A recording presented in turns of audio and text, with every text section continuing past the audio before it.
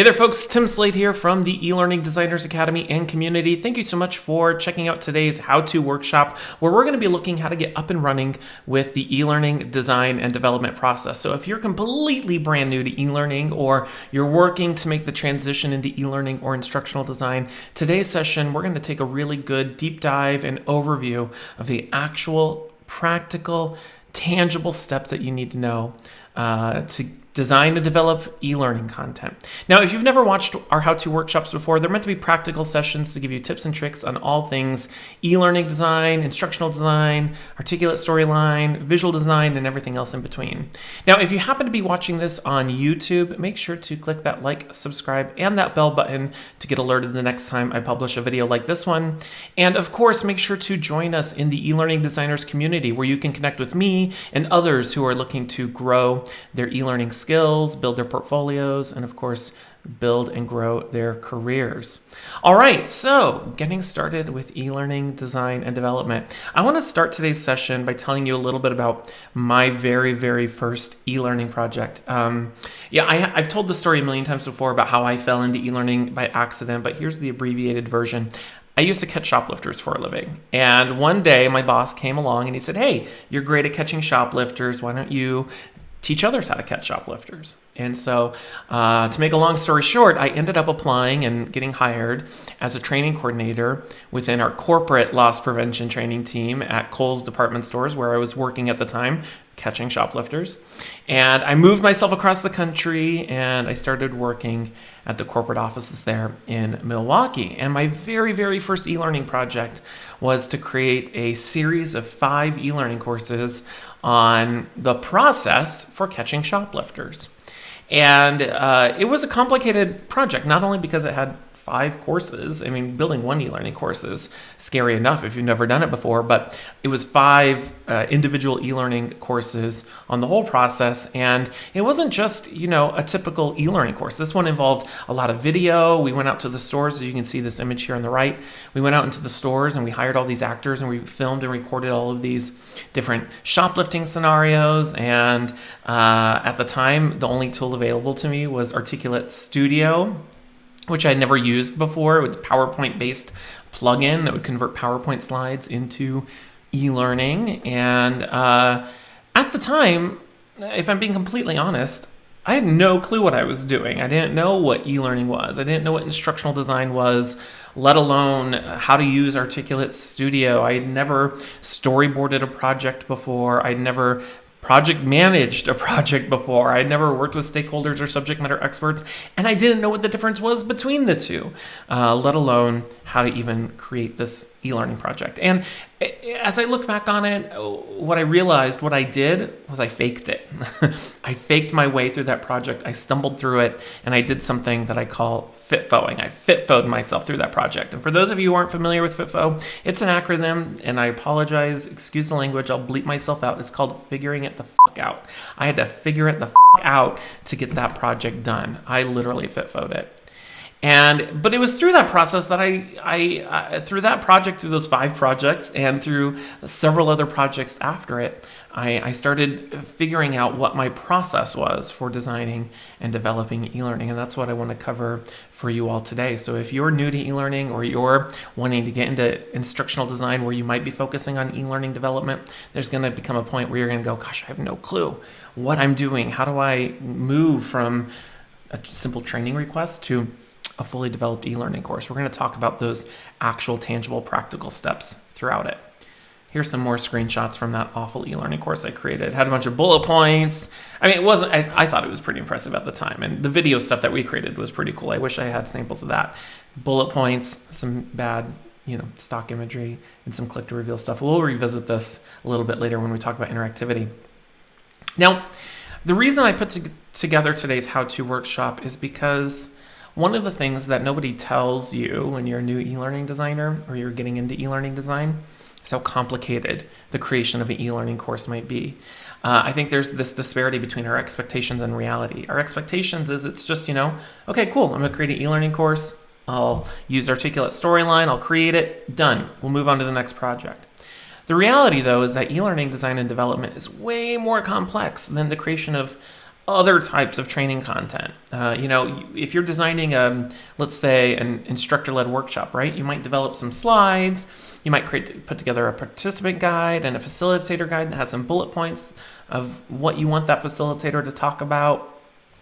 And you're done, right? Not to say that's not complicated, but e-learning is way more involved and detailed. Not only are you creating a piece of multimedia, a piece of technology, you're working with technology, a piece of digital training, you literally have to script out every single word that's going to be presented to the learner and figure out how you're going to visualize it and then make it interactive and then figure out how you're going to make it look good. And then you have to make sure your stakeholders and subject matter experts agree with what you're going to create before you create it. It's the difference between building a tree fort or a house that somebody's actually paying money for and living in, right? They might both accomplish the same thing. You might live in a tree fort, live in a house, right? I hope nobody's living in a tree fort, even though that'd be fun. But building a house is way more complicated than building a tree fort, right? Or a dog house versus a human house. You get my point. E-learning development is far more complicated. And it's my belief as a result of that e-learning development needs its own process that you follow, its own detailed process, its own dedicated process as you're working through building an e-learning course. And when I say e-learning, I mean anything from an interactive e-learning course that you might build in Articulate Storyline, something you might build in Rise, or something you might build, let's say in Camtasia, a video-based course or deliverable. That's all forms of e-learning. And I think whatever it is you're building in the realm of e-learning or digital training, I think it requires its own dedicated process, only because it's that much more complicated compared to other types of learning modalities. And why is e-learning development more complicated? Well, I talked a little bit about the complexity of it, right? E-learning development is much more complex. But when you combine that with SME involvement, or sometimes lack thereof, that's a separate conversation for a different day, but SME involvement with their reviews and their requests, and maybe they haven't been involved in a project, right? And even the smallest little request can result in a lot of work from an e-learning standpoint. With that complexity and the SME involvement, when you're working with collaboratively with other people, that can result in a lot of risk. You can end up wasting a lot more time in the design and development of e-learning than you would with, say, a PowerPoint presentation or a job aid or something way more simpler, right? You can get all the way to the end of an e-learning project and the smallest little request from a stakeholder subject matter expert to add more content, change something, can sometimes, in some instances, mean rebuilding the entire project. And I'll give you an example of that a little bit later on. Now, you might be thinking, and I get this question all the time, well, Tim, doesn't ADDIE or SAM solve this for us? Isn't ADDIE or SAM, aren't those models that we can follow for the design and development of our e-learning or other types of training content? Yeah, sort of. The problem with ADDIE and SAM, though, is I don't feel like they actually walk you through step-by-step how to create anything. They're really high-level models. Now, for those of you unfamiliar with ADDIE and SAM, ADDIE is a acronym that stands for the 5 stages of a design and development process, starting with analysis, where you analyze an issue to recommend a solution, and then you design a solution, then you develop the actual solution, then you implement and evaluate it. Now, the problem, the thing that a lot of people don't like about ADDIE is that it's linear. It's a waterfall process, meaning that people feel like you can't be iterative or agile with ADDIE. I don't necessarily agree with that. I did a whole separate video about that, and I'll include that down in the links below. I think ADDIE can be iterative and cyclical. You just have to, rearrange these different elements in a different order. Again, separate conversation for a separate day. SAM, on the other hand, SAM is a process that stands for the Successive Approximation Model, which is a mouthful of words. And SAM is most closely related to an agile development model, where you move and develop in these iterative cycles or sprints. The problem with SAM, though, compared to ADDIE is more linear and has a definitive start and end. SAM is a little bit more cyclical, and you find yourself going in these iterations where you design, develop, and implement, design, develop, and implement, right? The problem with SAM, though, is that you can find yourself gold plating. And what gold plating is you continue improving upon a solution past the point where you're no longer seeing a return on that investment, right? So it can be hard to figure out when is good enough with SAM, right? Now, Whether you're an ADDIE person or a SAM person doesn't really matter, because here's my thing about ADDIE and SAM. My personal opinion, not everybody has to agree with this. I really don't think ADDIE or SAM are instructional design or development models. They oftentimes get associated with instructional design, but I don't think there's anything inherent about them that results in better learning content. You can apply ADDIE or SAM to the creation of an e-learning course or the baking of a cake. They're just models to help you follow a process. What I want to talk about today is how do we get out of the clouds and get really tactical with e-learning design and development. How do you conduct a kickoff meeting, and how do you work with your stakeholders and subject matter experts to create a timeline and a project plan and implement your project and create a storyboard. We're going to talk about the nitty-gritty of e-learning design and development. Now, over the years, as I've been working in e-learning for, 15 years now, I found that there's 5 steps that I usually follow with e-learning design and development. And there might be more steps. You might follow a little bit of a different process. This is just my process, and it's what works for me, and it's worked for teams that I've managed and clients that I've worked with. So we're going to talk about how do you go about planning your projects? How do you work with your stakeholders, subject matter experts to get on the same page about what you're going to build and what the solutions are. We'll talk about drafting a storyboard. This is a process that a lot of people struggle with, is getting over the hump of writing what I call a development-ready storyboard. We'll talk about developing the course. How do you build a prototype? What goes in a prototype? The different types of prototypes. And then we'll talk about making your courses interactive. How do you go about designing interactivity that's meaningful for your learners? And then we'll talk about implementing your course. Now, some parts of this, we're going to be at a high level. Other areas will get more specific and tactical. Either way, I'll link down below where you can find more resources and where you can download all of the different templates that I mentioned throughout today's session. So let's talk about planning the project. Now, there's a lot that goes into planning, and we're probably going to spend a lot of time talking about planning. And it's because it's my belief that what you do on the front end of your projects, whether you're creating e-learning or something else, dictates the success of everything else that follows.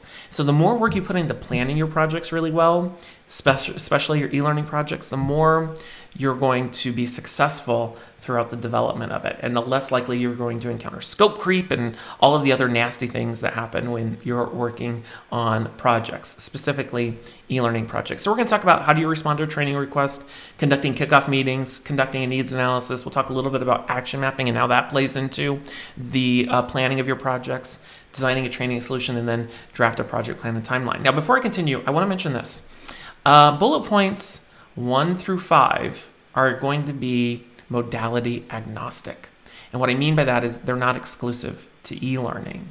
I think even if your job is to design and develop e-learning, if that's your passion, if that's your title, if that's what you do all day, I think the onus is on us as instructional designers first, as good learning professionals first, to approach every sort of project we work on with an open mind. That A, it may or may not be training that's the right solution, and it may or may not be e-learning. And maybe sometimes it's a mixture of all sorts of different things. So as we talk about responding to a training request, doing a kickoff meeting, a needs analysis, action map, and even designing a training solution, we're not talking exclusively about e-learning. We're talking about training in general, right? And then we'll get into the nitty-gritty of once you've determined whether or not e-learning is the solution, how do you develop and design e-learning? So let's talk about responding to training requests. I mentioned a moment ago, what you do at the front end of your projects, planning your projects, dictates the success of your projects. I'll get even more specific than that. How you respond when a stakeholder or a subject matter expert comes to you and says, hey, can we create some training? How you respond in that very moment dictates the success of that entire project and your relationship with them. Too often in our industry, we have folks, I'm guilty of this, everyone's guilty of this, of just accepting that request, being an order taker, taking it and building training. And then you realize like halfway through, crap, this is not an issue that can be fixed with training, right? And so we have to be really careful on the front end how we respond if somebody says, hey, if we just create some training, then they'll know, or they'll be aware of, or they'll understand. Because here's the thing, our stakeholders and subject matter experts think everything can be fixed with training, and that's not the case, obviously. And so one of the things that you have to do when you receive a training request, however it comes your way, is you want to start with some sort of meeting, a kickoff meeting with your stakeholders, your subject matter experts, the people who are making this request.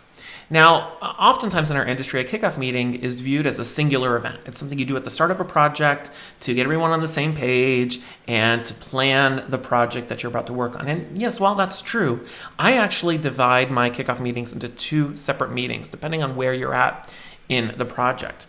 So when should you conduct a kickoff meeting? Well, it depends on whether it's when a training request is made or when you're ready to build training. Like I said, I think these sometimes get conflated as a singular event, and we talk about them together as if they're the same thing when they're really not at all. We have to determine whether or not, when a request for training is made, whether or not training is actual answer before we have a conversation about the training we're about to build.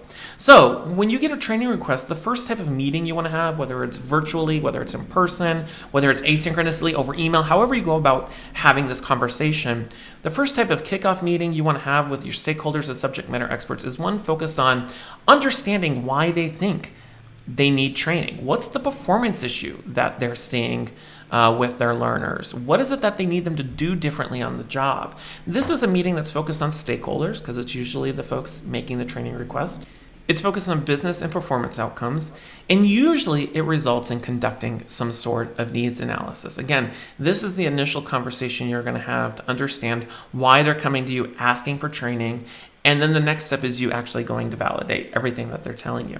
Now, the other type of kickoff meeting you might have is where you're ready to actually build training. This is one after you've done a needs analysis. You've made a recommendation on the training solution or solutions you're going to provide, and now you're ready to build some training. This one's usually focused on subject matter experts because you're actually working with them to collect the content for your course, right? You're focused on the learning content, the training development, and this usually results in you building the training, right? Whether that's a blended approach, whether it's a singular e-learning course, whatever the case might be, all right? Now, for the sake of today's session, I really want to focus on the first type of kickoff meeting because this one's so important, how you respond when you get a training request. And like I said a moment ago, that results in conducting some sort of needs analysis. I'll be completely honest with you. When I was new to e-learning and instructional design, I dreaded the mere idea of conducting a needs analysis. I don't know what got in my head. I thought, gosh, this is complicated. It's not fun. It requires me to use Microsoft Excel. I don't know. I had that stuck in my head at the time. I still do sometimes. It's just because I'm not a data person. I really am not. I'm a design person at heart. And so a needs analysis was really intimidating to me. But first, let's talk about what is a needs analysis, why you should be doing one, and then I'll share with you how I learned that needs analyses really aren't as complicated as I think we make them out to be. So what is a needs analysis? Well, you go on Google, you type in needs analysis or what is a needs analysis, you're going to get a lot of different opinions. You're going to hear people talk about performance analyses and needs analyses and training analyses, and I think they're all words that are for the same thing. So whatever you call it, I think at its core, at the fundamental aspect of it, if you will, a needs analysis is the process of evaluating a performance issue to determine the root cause and offer one or more solutions. That's it. It's to figure out what's going on, why is it going on, and what are we going to do about it. And a needs analysis isn't about determining what sort of training is needed. It's about determining what solutions do we need to fix the performance issue, right? If you go in it already with the assumption that we're going to create training, then you're going to do it all wrong. You need to go in it with the assumption of what do we need to do to fix this? And it may be training, it may not be training, it might be a mixture of the two, all right? Now, if there's one thing I want you to take away from this section, it's this. It's the importance of conducting a needs analysis. Here's why. If you don't know why a performance issue exists, you run the risk of creating a learning solution or learning solutions for non-learning problems. I'm going to repeat that. If you don't know why a performance issue exists, you run the risk of creating learning solutions for a non-learning problem. And you know what we call that? A waste of everyone's time. It's a waste of your time as a learning professional making recommendations that aren't going to actually do anything. It's a waste of your stakeholders' time where you're going to be creating stuff that isn't going to actually help them meet their goals. It's a waste of your learners' time by making them go through training that they don't actually need. And it's a waste of your organization's time. You're not actually doing anything better for the business or the organization you work for. And so over the years, I've discovered that a needs analysis, regardless of how complex it is usually about asking and answering 3 basic questions. Now, obviously, needs analyses can get way more complicated than this, but at the end of the day, this is what you're going for. You want to understand what is it that people are currently doing, And you can usually get that question quite easily from your stakeholders or subject matter experts. They're going to come telling you what people are doing on the job. What's the current level of performance, right? But you can also go validate that with different data or observing people on the job. The second question you want to ask and answer is, what do we want people to be doing on the job, right? Again, your stakeholders and subject matter experts, they're going to come with this already in hand because they're usually coming to you anyways because they want some people doing something on the job that they're not doing. So they can usually tell you what the current level of performance is. It's the third and final question that's the hardest one to answer and the most important one to answer. Why aren't people doing it, right? If you know what the current level of performance is, you know what the desired level of performance is, the thing you have to understand, why is there a disparity between the two, and what are the best solutions in order for us to accomplish that? Now, like I said, no matter how complex of a needs analysis you're conducting or how simple of a needs analysis you're conducting, at the core, it's about answering these three basic questions. And you're never going to have the perfect needs analysis. You're never going to have 100% answers to any of these questions. The goal isn't really to be 100% confident in your needs analysis, because I think that's unreasonable. The goal, though, is for you to have enough contextual awareness about the issues that your stakeholders and subject matter experts are seeing for you to be able to offer and recommend a solution that will fix it, rather than just assuming and going with what they're telling you. So how do we do that? Well, there's a lot of different ways we can do that. We can talk to our stakeholders, our subject matter experts, but with all things with them, you always want to trust but verify. And the way we do that is we go review data, you go observe employees, you talk to your employees, maybe you go review best practices, or you review the existing training or content that's available to your learners and see how is that effective or ineffective for what it is that we want them doing. You'd be amazed at how often training requests come from there not being a best practice or a poorly written best practice, or the training that they're currently getting is ineffective, right? All of that gives you a snapshot of what's going on so that you can make an informed recommendation, all right? And of course, there's a lot more that goes into needs analyses, and I'll include a link down in the description for where you can learn more about all this stuff. Okay, now one of the other things you might do as part of your planning process, as part of the design process of whatever you're creating, is you might go about creating an action map. Now, action mapping, for those of you who aren't familiar, action mapping is a process that was designed by Kathy Moore. She has a fantastic book about it called Map It. Again, I'll include a link down below where you can learn all about that. And action mapping is a backwards design model where you work backwards from not a training goal, but more of a business goal, and you work backwards from there to figure out how might you create training for that business goal.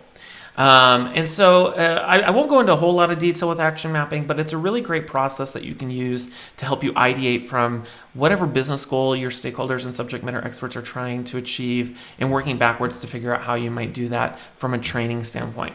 This doesn't take place of a needs analysis. This might be something you do after you conduct a needs analysis to determine, yeah, we need some training, but you're trying to figure out, well, what kind of training do we need, right? So a needs analysis, an action map starts with defining a business goal. That's what goes into the center of your action map. And let me give you an example of what I mean by that. A business goal would be, we want our salespeople selling more widgets, right? That's the goal, and we want them selling 20% more widgets. That's a definitive, measurable business goal, okay? That goes in the center. You figure that out, that's a conversation you have to have with your stakeholders and subject matter experts to figure out what that business goal is. Now, if we work outwards from that business goal, the next step is to identify actions to achieve that goal. So what are the specific things that we need our learners to be able to do on the job, not know, but do on the job in order to achieve that goal of, in this case, in our example, selling more widgets? Well, that might mean understanding and explaining the benefits of the widget, right? Being able to consult with a customer on what sort of widgets they might need, overcoming objections with the customer about the widget. Those are things that they need to be able to do on the job in order to achieve the business goal. So we're not even talking about training right now. We're talking about what's the goal, what do people need to do to achieve that goal. Having this conversation with your stakeholders and subject matter experts is really helpful for you as you think about the next step, which is how do we create practice activities for the learners to practice those actions. So once you've identified all the actions, tasks, behaviors that learners need to take to achieve the goal, then we start ideating on different ways we can create practice activities for it. And again, this is usually modality agnostic, meaning we're not thinking from an e-learning standpoint. We're not just thinking about an ILT standpoint. We're thinking purely from a training standpoint. What's the best training practice activity we can create? It might be creating a digital branching scenario in an e-learning course. It might be creating a role play activity in the classroom. It could be on-the-job practice, right? It could be all sorts of things. It could be downloading a job aid and referencing a job aid in order to, complete the task or behavior. It's all of the different actions and the practice activities that people need to put into practice to achieve those actions. And then the final step is then we focus on the knowledge people need. What's the minimum amount of information that learners need in order to complete the practice activity, right? Now, it's that third and fourth step, the practice activities and the information. That's where we start creating our training from. And as we look at all those different practice activities and the information, then we get to start asking ourselves, well, what's the best way for us to make that information available to our learners, right? Do we do an e-learning course? Do we need to do multiple e-learning courses? Do we need to do some ILT and some e-learning? Or do we need to do some job aids and videos, right? What's the most fit for function solution for helping us create those practice activities and the information we need to communicate to our learners? And we need to take into account the what's going to create the most effective learning experience. But we don't stop there. We have to think about other variables, like how many learners are we training? Are they all in the same location, or are they globally distributed? Are we training 5,000 learners or 5 learners, right? And how big and what's the scope and complexity of the training, right? All those variables go into determining what's the right modality that we may use for our training. And again, it may be e-learning, it may not be e-learning, or it may be a blend of things. Then what we do is we start designing the training solution. This is where we now take the results of our needs analysis. Maybe we did an action map by ourselves or in collaboration with our stakeholders and subject matter experts, and now we're actually proposing a training solution. The way I prefer to do this is with a design document. Think of a design document as a very high-level document, 30,000 feet, explaining what topics we're covering, who's the audience for the topics, what are the different learning objectives we need to accomplish for each topic? What's the modality that we're going to use for that topic? And how are we going to measure effectiveness? Again, a design document isn't modality specific. It's not just e-learning. It's not just ILT. It might result in a design document that just says an e-learning course, right? But we're looking at how we're approaching this training solution from a high level, okay? And you might determine as you create your design document, depending on the scope of the training, that this project that you're working on, it's actually multiple projects, right? You might have a separate project for a instructor-led training and a separate project for the e-learning course that you're developing. This allows you to really figure out what the scope is of what you're creating. It would be my opinion that anything that's e-learning related, anything that's more complex than a simple deliverable, probably warrants its own dedicated project in and of itself. All right. Now, finally, what else do we do with planning our projects? Well, this is where we get to the other type of kickoff meeting, the kickoff meeting where you're actually talking about building training. That type of kickoff meeting, like I said, is focused on learning content. You're focused on roles and responsibilities with your stakeholders, subject matter experts, and the result of that second type of kickoff meeting is a project plan and a timeline. And I always like to create project plans for my projects, only because project plans are the thing that you get to fall back on when your stakeholders and your subject matter experts inevitably go off the rails, try to change the scope of it, they don't understand their roles and responsibilities, all of that sort of stuff. And so project plans include everything from a description of the project, an outline of the different roles and responsibilities for each person participating in the project, who the target audience is, learning objectives, a description of the deliverables, project risks, constraints, how it's going to be measured, and how we're going to implement it. Again, it's the goal is to make sure everyone is on the same page, speaking the same language about the project. Again, a project plan might be modality specific. I know I keep using that phrase here, but meaning you might use it specifically for a single e-learning course, or it might be a whole project. Again, it would be my opinion that if you're developing e-learning, you're probably creating it, treating it as a single project, and it probably requires its own project plan, in my opinion. The other thing that I oftentimes recommend is creating some sort of timeline to go with your projects. Again, whether it's a big overall timeline for the whole project or even a timeline specific to the creation of, say, a single e-learning course. The timeline, in my opinion, is even more important than the project plan, because the timeline literally gets into the nitty-gritty of every single little task that everyone is responsible for in the project and when they're responsible for it. Most projects have very defined due dates. And so the project plan helps you plan on how you're going to achieve that due date and who's responsible for it. And it also can help you illustrate the risk of somebody being late, whether it's a stakeholder not giving you feedback, whatever the case might be, right? So with my timelines, and I know this is tiny, but again, I'll put a link down in the description where you can see a larger version of this. My timelines include everything from every individual task that needs to be included in the project, from writing the storyboard to giving my stakeholders time to review the storyboard, to me doing a second draft of the storyboard, to developing a prototype for them to review it. It also lists the owner of each task, so whether it's me or a reviewer or a stakeholder or a subject matter expert. And then it finally outlines the time frame for each of those tasks. This is really helpful because it illustrates the level of involvement for each person in the project. And that, I think, is one of the most important things when you're working with stakeholders and subject matter experts who maybe have never participated in a project before like this. They need to see the scope of not only your work so they can respect what you're doing, but also their level of involvement so that they can participate in the project and help you get it done. All right? Okay. We spent a lot of time talking about planning the project, but like I said, if you can get all of the planning done properly on the front end, understand what sort of solutions you're trying to solve for, designing and picking the right solutions for those problems, and making sure you're on the same page with your stakeholders and subject matter experts, everything else is easier from there, and you're more likely to do it properly. The next step in the e-learning design development process is to draft a storyboard. Now, I will tell you, this is the one of the steps that a lot of people struggle with when it comes to e-learning design and development, because like I said earlier, unlike the creation of, say, an instructor-led training course where you might create a facilitator guide and some slides, but you're not literally scripting everything word for word, when it comes to e-learning design and development, whether you're doing a video or a fully interactive e-learning course, you have to literally write out and plan every single word the learner is going to see, whether it's an audio narration, on-screen text, all of that stuff. You also have to plan for the visuals and the interactivity when you're creating a storyboard, and that's a lot. But it doesn't have to be as difficult as a lot of people think it is on the front end. It doesn't have to be as daunting as it might seem. So I'll walk you through my process. So we're going to talk about collecting and organizing your content, how to pick a storyboard type. There's different types of storyboards that you might use depending on what you need to accomplish, and then reviewing and editing your storyboard. Let's talk about collecting and organizing your content.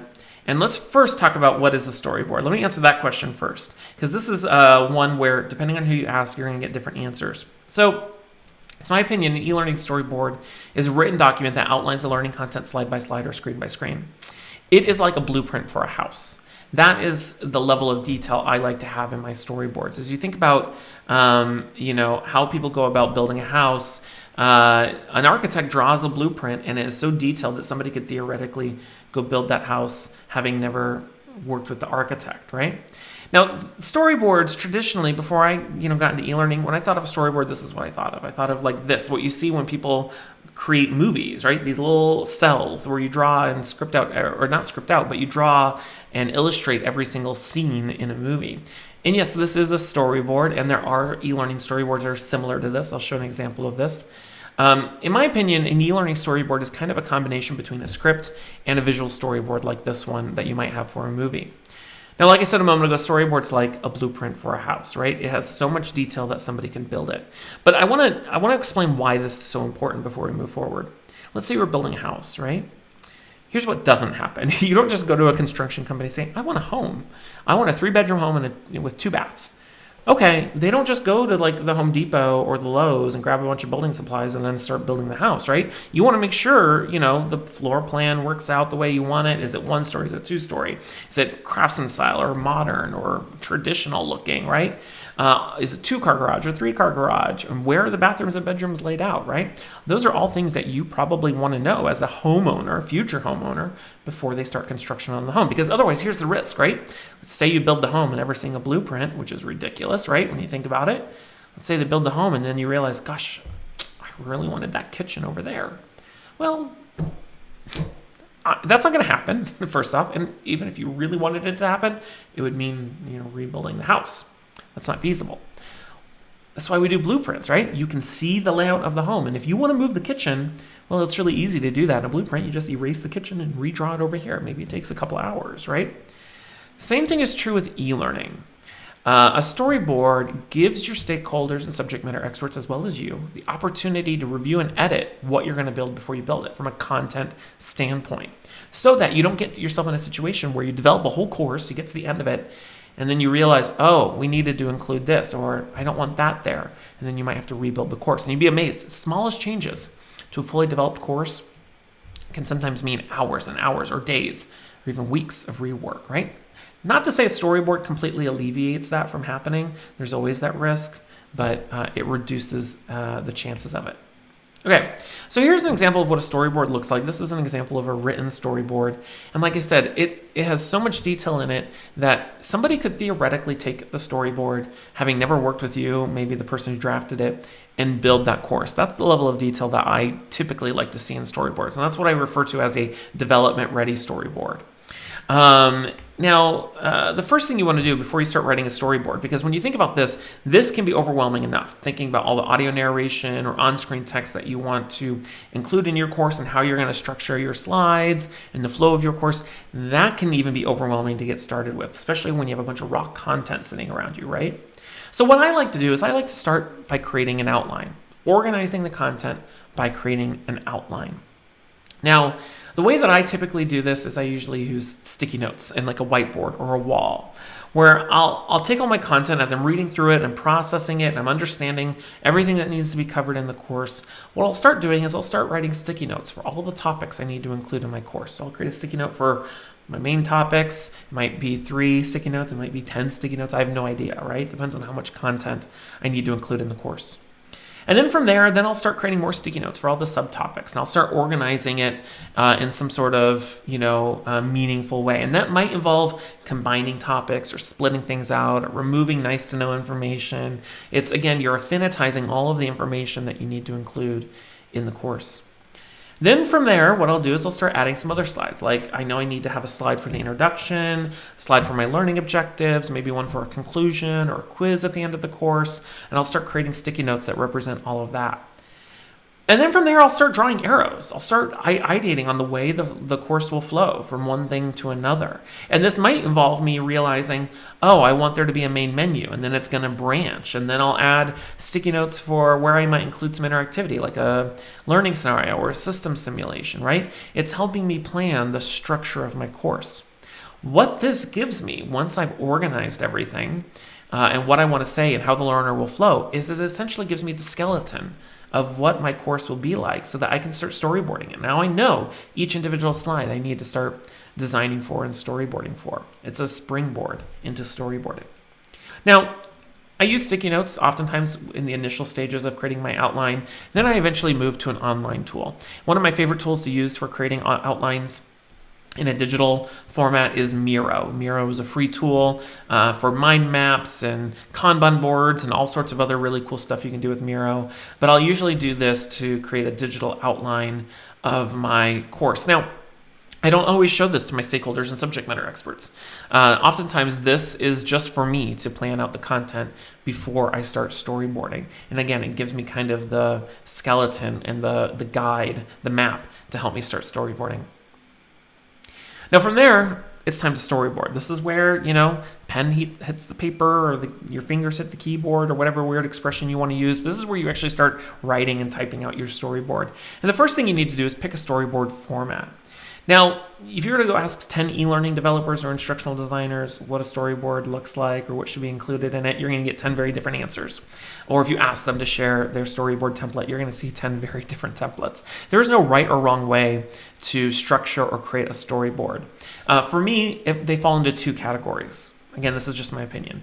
Written storyboards and visual storyboards. And again, I'll include a link down in the description for where you can find all of this stuff.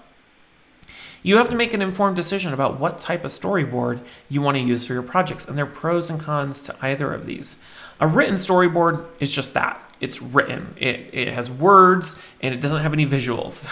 And written storyboards, in my opinion, are good in two instances. A, when you're working on a course that includes audio narration, because it's easier to script out the audio there. You're not too worried about the animations and what's going to be on screen. But more importantly, I think a written storyboard is good when you're working with stakeholders and subject matter experts that you need them to be focused just on the content.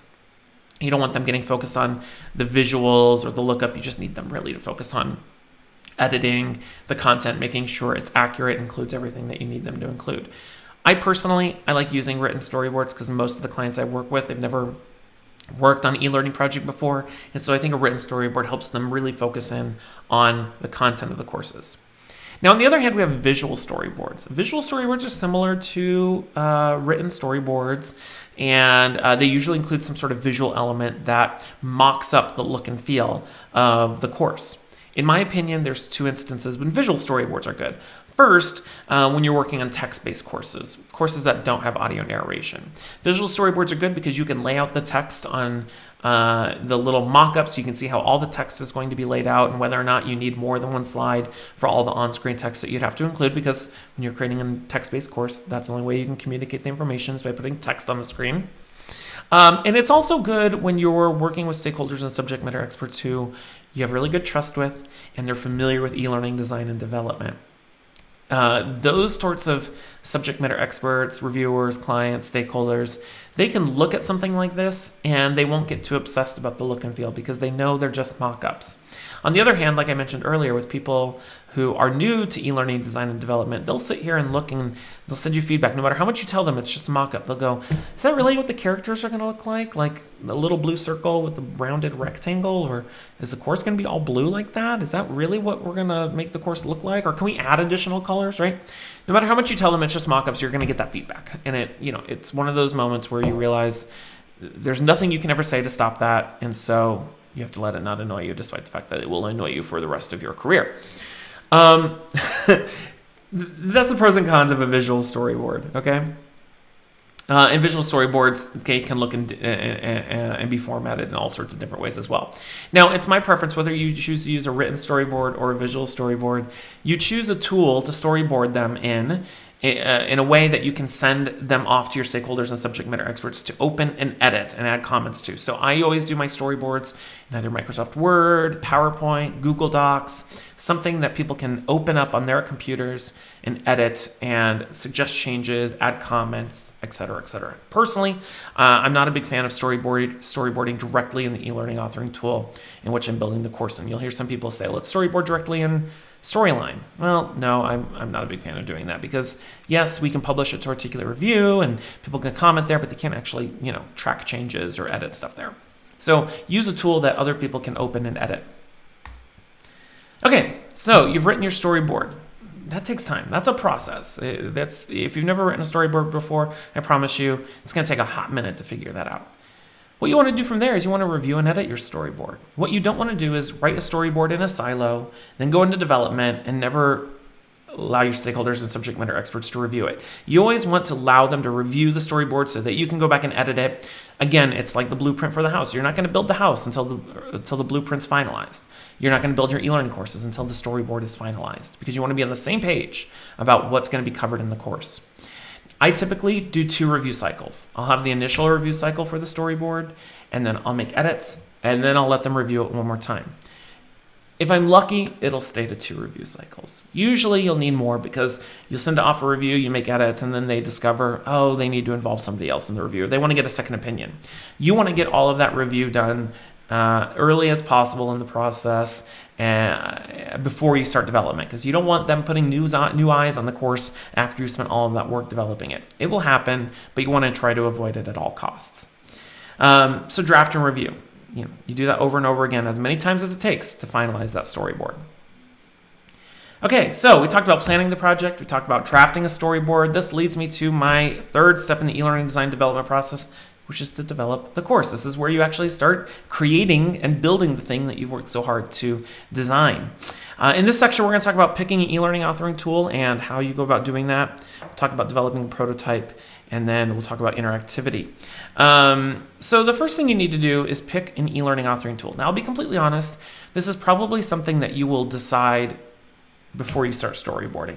I put it here because it aligns best with development, but you really want to make a decision early on so that you storyboard for the type of tool that you're developing the course in, right? So does the tool you're using allow audio narration? Well, that's a consideration you need to know before you start storyboarding a course that might include audio narration, right? Or can you create interactivity? You want to know that before you start storyboarding, right? So you kind of want to have an idea of what tool you're going to storyboard in, but let's talk about how you make those decisions. There's a lot of different e-learning authoring tools out there, and they're not all the same. You have Articulate Storyline, Rise, Captivate, Camtasia.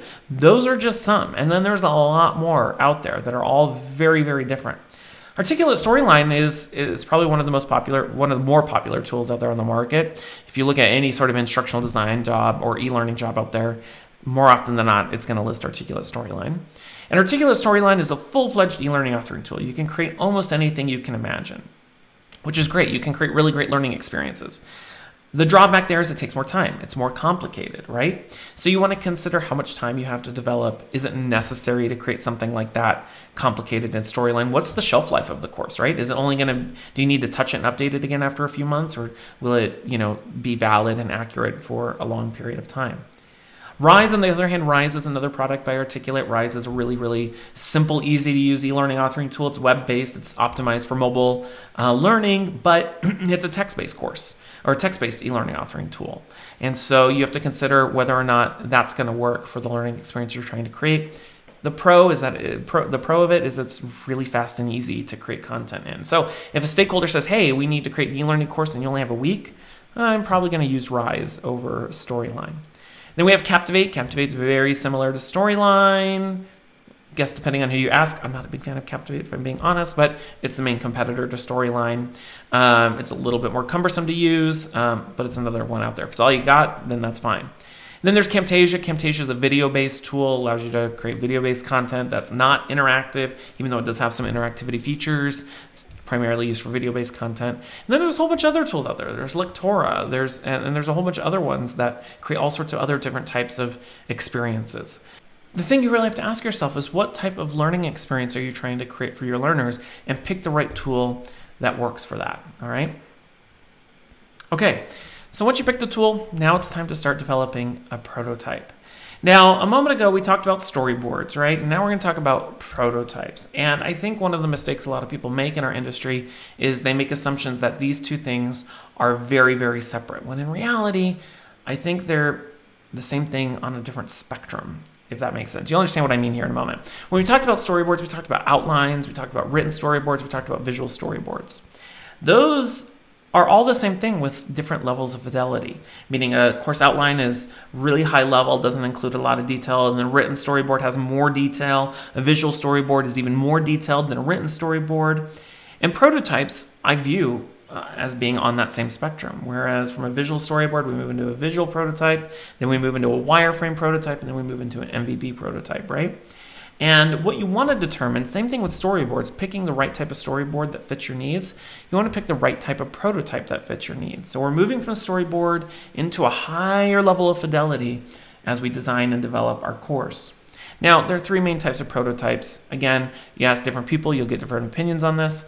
I categorize prototypes as visual prototypes, wireframe prototypes, and MVP prototypes. Let me talk about a wireframe prototype first. A wireframe prototype is one where you are creating a sample of your course. It might just be a single slide from your project. It might be multiple slides. The primary purpose of a wireframe, in my opinion, is to validate the functionality of something. So let's say you're creating a course where you've built out a branching scenario or some sort of complex interaction that you want the learner to complete in the course. I might create a wireframe prototype to see whether or not that's possible in the tool that I'm using. Can I use Storyline to do the thing that I'm trying to accomplish, right? And typically with wireframe prototypes, I won't include any real content. It'll be lorem ipsum dummy content. I'll use a bunch of placeholder graphics. It's not about the look and feel. It's purely about the functionality. Can I validate that I can create the thing that I'm ideating in my storyboard? I rarely ever show my wireframe prototypes to my stakeholders and subject matter experts because, again, just like with the visual storyboard we talked about earlier, they're going to obsess over this. They're going to say, why is there a bunch of Latin text on here? When you have to tell them it's not Latin, it's lorem ipsum, it's not real. Is that really what the character is going to look like? No, it's not. Again, I don't show this to anybody. This is just for me to go, is this working? All right. Now from there, we have a visual prototype. In my opinion, a visual prototype is one that I would create and show to my stakeholders or subject matter experts. And a visual prototype allows you to validate the look and feel of your course. I may or may not include content. And a visual prototype is essentially you just creating the template for your course, the visual look and feel of the template. So how are the fonts and colors going to look? What imagery are you using? What icons are you using? This gives your reviewers and your stakeholders an opportunity to make sure that what you're designing aligns with the brand that you have to follow or like the look and feel. Again, it's just to make sure they're happy with the way the course looks and how you're going to visually present the content. Again, I will usually showcase, I will show this to them at some point in the process. Now, if there's one type of prototype I'd recommend people create at some point during the process after you've done a storyboard, at the very minimum, you want to do an MVP prototype. MVP stands for minimally viable product. And it's my opinion that an MVP prototype is a sampling of slides from your storyboard. Do 3 to 5 slides. Maybe you do the introduction slide, the title screen, a presentation slide. Maybe you do an interactive slide from your storyboard. Maybe a quiz slide, I don't know. Any selection of slides from your storyboard that shows a variety of different ways that you're presenting content, and you create a fully developed version of those 3 to 5 slides. It's a small sampling of what that project will look like. And it's great because it allows your stakeholders and subject matter experts to A, validate that they like the look and feel, but also how you're actually presenting the learning content, how it will function, what the learner experience will be like. And it's important to do that because you want to make sure everybody's okay with it before you go, okay, I'm going to go develop the rest of this. So let's hopefully not change our minds, right? They will change their mind on some things, I'm sure, but it allows you to validate it. So at the very minimum, an MVP prototype or functional prototype, it's sometimes called, I think is important. And then from there, you continue development. You develop the course, you do as many review cycles as you need as you finish building out the whole course. Okay, we talked about planning the project, drafting a storyboard, developing the course. Now we're going to talk about making it interactive. I think it's important that when you're designing e-learning, you think about interactivity. And this is one area where if you're new to e-learning, a lot of people get this one wrong too. When I was brand new to e-learning, I remember my very first project, this course on how to catch shoplifters. There's 5 courses on how to catch shoplifters. My boss and my coworkers kept telling me, Tim, if you want to make your course engaging, you need to make it interactive. And so I thought, okay, cool. Let me go add these interactions where the learner clicks a button and reveals some content, right? There, I made it interactive. Yahtzee. Well, no. The problem with this, as I reflect on it, from 15 years of experience, the thing that you have to ask yourself with this type of interaction where the learner clicks, reveals some content, they click, reveal some content, what sort of critical thinking skills or knowledge does the learner need to apply in order to complete this interaction? The answer is none. If anything, they have to know how to use their mouse cursor to click a button, right? There's nothing gained from these sorts of interactions. And so you have to think about the different types of interactivity you're including in your e-learning course, if you're developing an interactive e-learning course, and whether or not it is going to be effective and memorable and meaningful.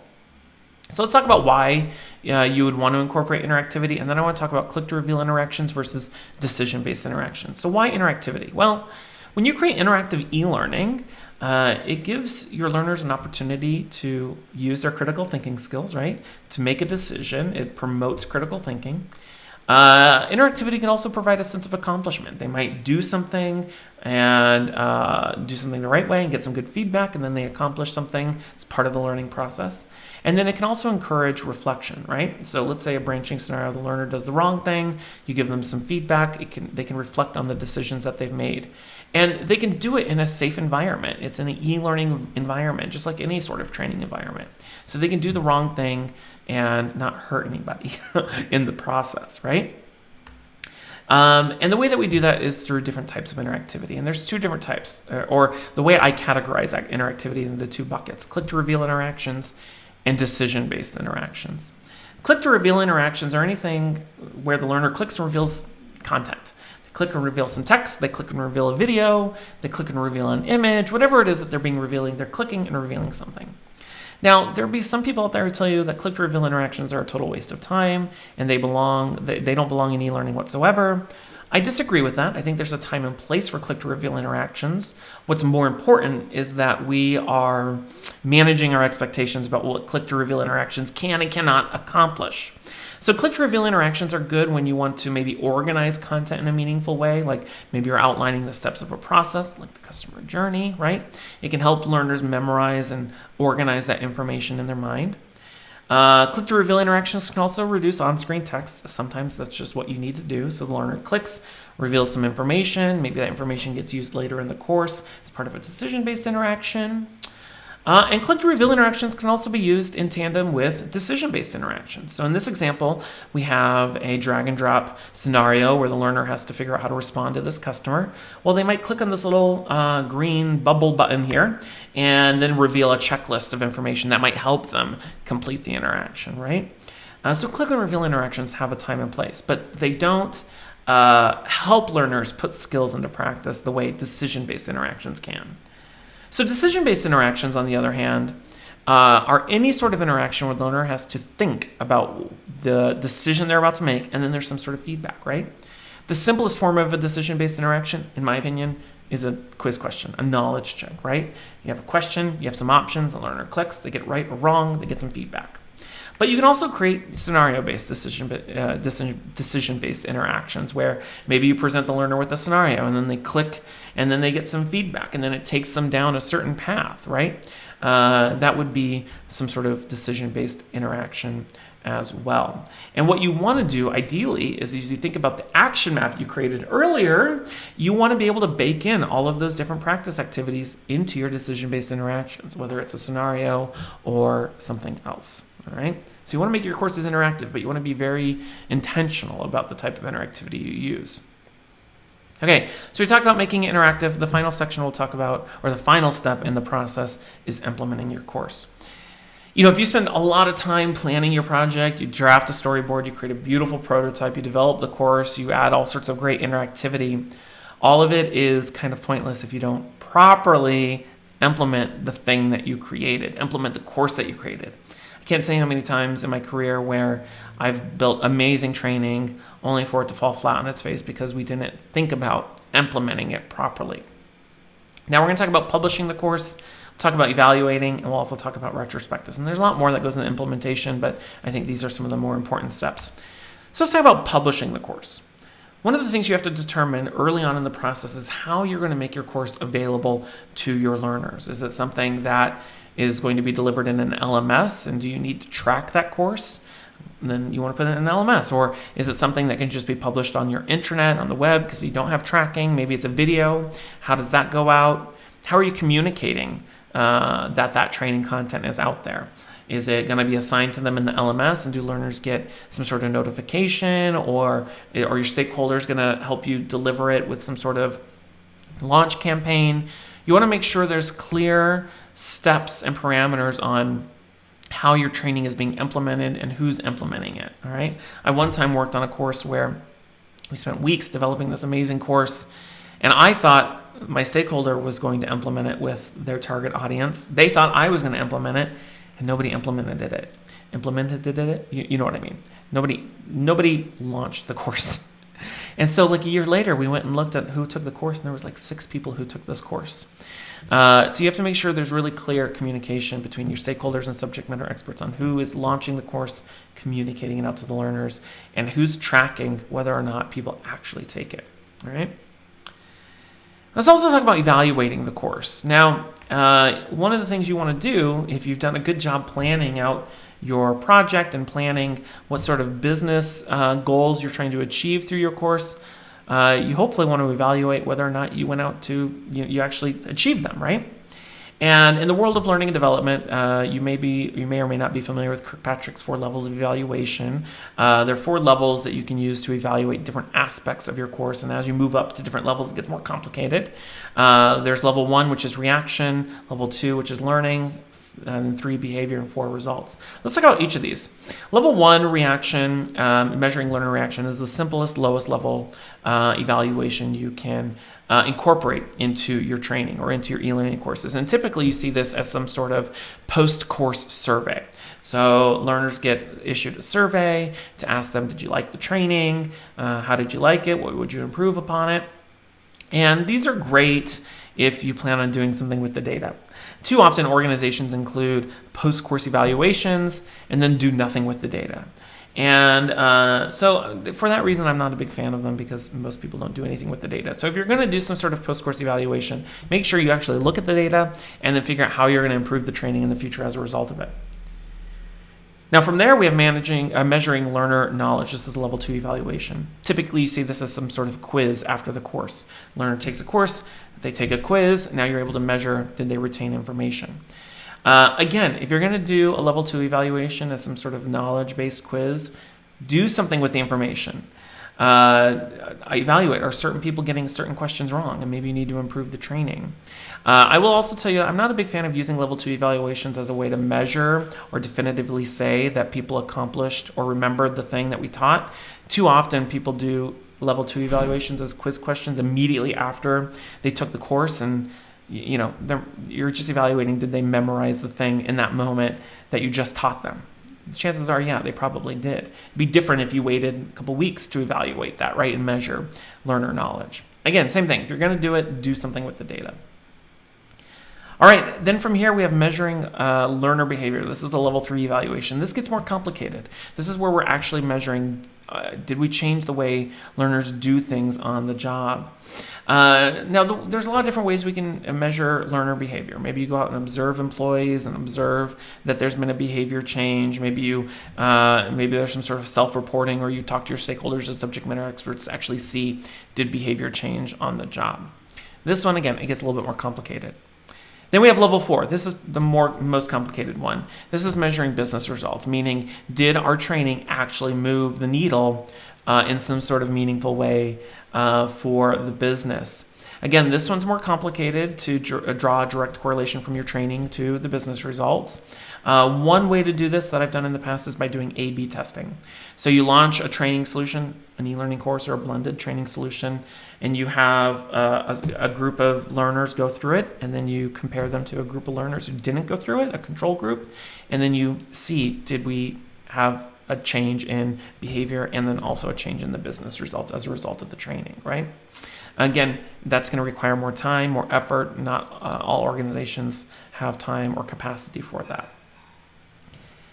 And then finally, the last thing you want to do is conduct a retrospective. So it's my belief at the end of every single project, whether it's a single e-learning course or a larger project, you always want to do some sort of retrospective to see how you can improve in the future. Retrospectives aren't complicated. It's just a matter of bringing together everybody who is involved in the project and asking and answering 3 basic questions. What went well? What didn't go well? And how will we improve, or what will we do differently next time? And it's a simple way for you to improve your process over time. And sometimes you might just do your retrospective by yourself, but I think it's more effective when you involve others who are involved in the project so that you can all grow together. All right? So those are my 5 steps in the e-learning design and development process. And it wasn't all-inclusive. It didn't cover everything. But if you're brand new to e-learning, if you're tackling your first e-learning project, this will give you a good framework to work within, from planning your project, drafting storyboards, developing a course, including interactivity that's meaningful, and then implementing the course, all right? And of course, if you want to learn more about my e-learning design and development process, I encourage you to check out my book, The E-Learning Designer's Handbook, which is available on Amazon, and I'll put a link down in the description for where you can get that. All right. That's all we have for today. So I want to thank you so much for watching today's how-to workshop. Like I said throughout the video, I'll include a link down in the description for where you can get resources and templates for everything I talked about today. And as I mentioned at the top of the video, if you haven't done so already, make sure to like, subscribe, and click that bell button if you're watching this on YouTube so that you'll get alerted the next time I publish a video like this one. And of course, make sure to join us inside the e-learning designers community where you can connect, network, and learn from others who are also growing their e-learning skills and careers. All right, thank you so much for watching. My name is Tim Slade, and until next time, I'll see you around.